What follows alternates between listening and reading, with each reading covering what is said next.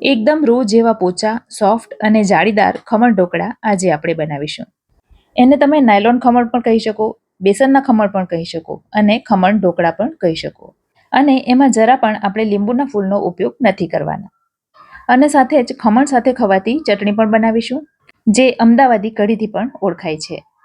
તો friends, channel પર નવા હો અને મારી ચેનલ ફૂડ વિથ ફાલ્ગુનીને જો સબસ્ક્રાઇબ ન કરી હોય તો પ્લીઝ જલ્દીથી સબસ્ક્રાઇબ કરી દેજો.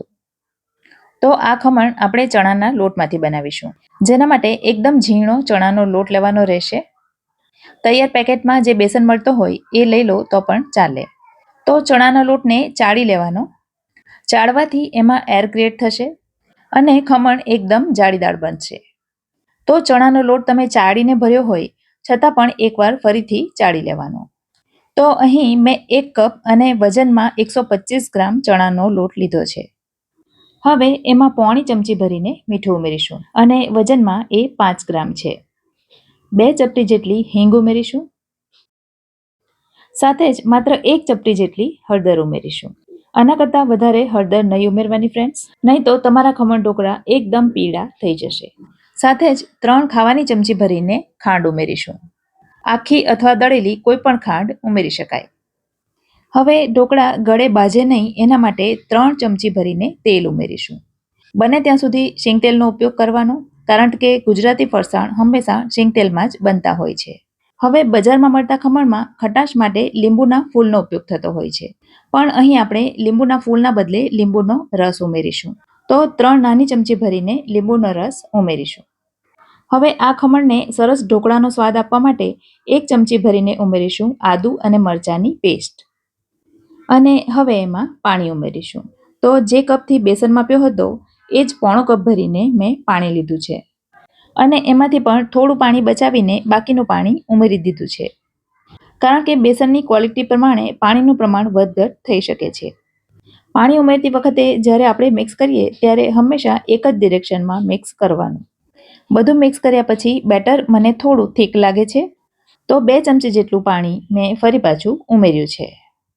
આટલું થઈ જાય એટલે બેટરને 2 થી 3 મિનિટ સુધી એક જ ડિરેક્શનમાં સતત ફેંટવાનું છે, જેનાથી બેટર એકદમ ફ્લફી બનશે, એમાં હવા ભરાશે અને જે ખાંડ આપણે આખી નાખી છે એ પણ પીગળી જશે. તો 2 મિનિટ ફેંટ્યા પછી હવે એની કન્સિસ્ટન્સી હું તમને બતાવી દઉં. તો આ પ્રકારનું બેટર રાખવાનું રહેશે. ચમચીની પાછળ જોઈએ તો આ પ્રકારનું પાતળું કોટિંગ થાય છે. તો હવે એને ઢાંકીને 10 મિનિટનો રેસ્ટ આપીશું. હવે તમે જોયું હશે કે બજારમાં મળતા ખમણ એકદમ મોટી સાઇઝના હોય છે, તો ઢોકળાની પ્લેટ એના માટે નાની પડશે. માટે મેં અહીં આ પ્રકારનું ઊંડું કેક ટીન લીધું છે. તમે કોઈ પણ પ્રકારની ઊંડી થાળી પણ લઈ શકો. અને સૌથી પહેલાં તો એને તેલથી ગ્રીસ કરી લઈશું. ગ્રીસ કરવા માટે પણ વધારે પડતું તેલ નહીં લેવાનું. જો તેલ વધારે લઈશું તો ખમણ બેસી જશે. તો નીચે અને સાઈડ પર બધી તરફથી સરસ રીતે તેલ લગાવી દેવાનું. આ તરફ ઢોકળાના કુકરમાં પાણી પણ ગરમ થવા માટે મૂકી દીધું છે.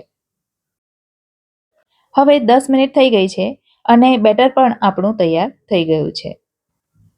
નજીકથી જુઓ તો એમાં સરસ બબલ્સ પણ દેખાય છે. હવે એમાં આથો લાવવા માટે ઈનો ફ્રૂટ સોલ્ટનો ઉપયોગ કરીશું. તો અહીં મેં ઈનોનું 1 પાઉચ લીધું છે. જે ચમચીથી માપીએ તો 1 ચમચી જેટલું થાય છે. ઈનોના બદલે તમે ખાવાના સોડાનો પણ ઉપયોગ કરી શકો છો, પણ ખાવાનો સોડાનો ઉપયોગ તમે કરવાના હો તો એ માત્ર અડધી ચમચી જ લેવાનો. ઈનોને એક્ટિવેટ કરવા માટે 1 ચમચી જેટલું પાણી ઉમેરવાનું અને બેટરને ફરી પાછું એક જ ડિરેક્શનમાં મિક્સ કરી લેવાનું. ઈનો ઉમેરવાથી બેટરનો રંગ પણ બદલાઈ જશે અને બેટર એકદમ ફ્લફી બની જશે. તો બેટરને ખૂબ જ ઝડપથી અને એકદમ સરસ રીતે મિક્સ કરવાનું. જો એ બરાબર મિક્સ નહીં થાય તો ખમણમાં પછી લાલ સ્પોટ આવી શકે છે. હવે બેટરને ગ્રીસ કરેલા કેક ટીનમાં રેડી દઈશું. ફ્રેન્ડ્સ, મારા વિડીયો જો તમને જરા પણ હેલ્પફુલ લાગતા હોય તો એને લાઈક જરૂરથી કરજો અને તમારા ફ્રેન્ડ સર્કલમાં જરૂરથી શેર કરજો. કુકરનું પાણી પણ સરસ ગરમ થઈ ગયું છે. તો હવે ઢોકળાના ટીનને કુકરની અંદર મૂકી દઈશું અને હાઈ ગેસની ફ્લેમ ઉપર 12 થી 15 મિનિટ સુધી એને સ્ટીમ કરીશું.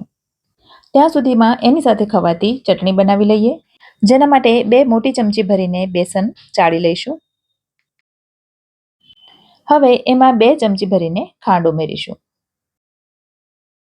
માત્ર અડધી ચપટી જેટલી હળદર ઉમેરીશું અને અડધી ચમચી મીઠું ઉમેરીશું. હવે આ ચટણીમાં પણ બજારમાં લીંબુના ફૂલનો ઉપયોગ કરવામાં આવતો હોય છે, પણ અહીં આપણે લીંબુનો રસ ઉમેરીશું. તો મેં અહીં અડધા લીંબુનો રસ ઉમેર્યો છે અને હવે એમાં અડધો કપ ભરીને પાણી ઉમેરીશું અને બધું બરાબર લમ્સ ફ્રી થાય ત્યાં સુધી મિક્સ કરીશું. તો આ પ્રકારનું પાતળું બેટર તૈયાર થશે. અને હવે જઈશું ગેસ તરફ.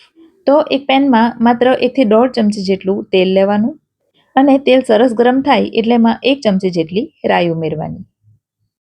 રાઈ બધી સરસ રીતે તતડી જાય ત્યાર પછી કાપેલા લીલા મરચાં ઉમેરવાના. થોડા મોડા પ્રકારના આવે છે, આ એ જ મરચાં છે. 2 ચપટી હિંગ ઉમેરીશું અને વઘારને સરસ મિક્સ કરીશું.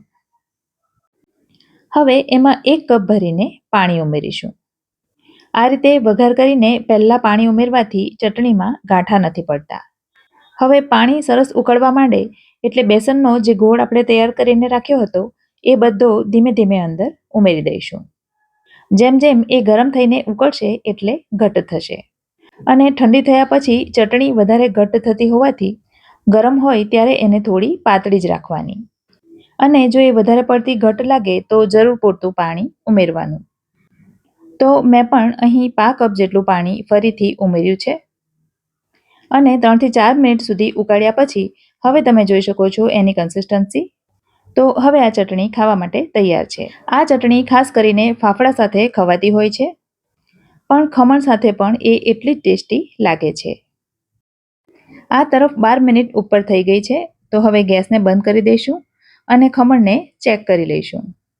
તો આ રીતે ચપ્પુ નાખીએ તો એ સાફ આવે છે. કુકરમાંથી બહાર કાઢીને ખમણને 5 મિનિટ સુધી ઠરવા દેવાના. 5 મિનિટ પછી ધાર ઉપર ચપ્પુ ફેરવી દેવાનું, જેથી ધાર સાથે જો ચોંટ્યા હોય તો એ તૂટે નહીં.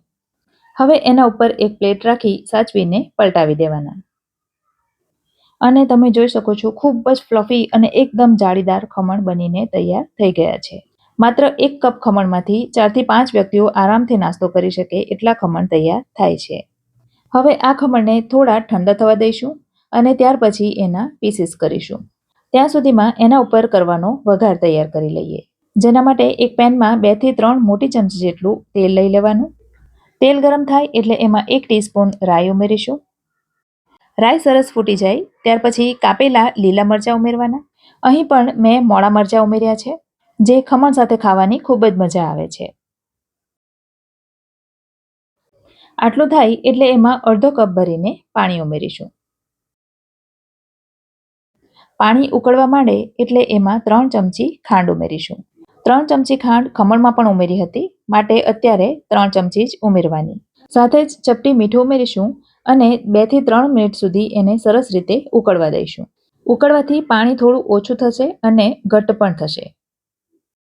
ત્યાર પછી ગેસ બંધ કરી એને થોડું ઠંડુ થવા દઈશું અને ત્યાં સુધીમાં આપણે ખમણને કટ કરી લઈએ. અહીં ખમણને મેં થોડા મોટા ટુકડામાં જ કટ કર્યા છે. એને કટ કરું છું એના પરથી જ લાગે છે ને કે ખમણ કેટલા ફ્લફી બન્યા છે.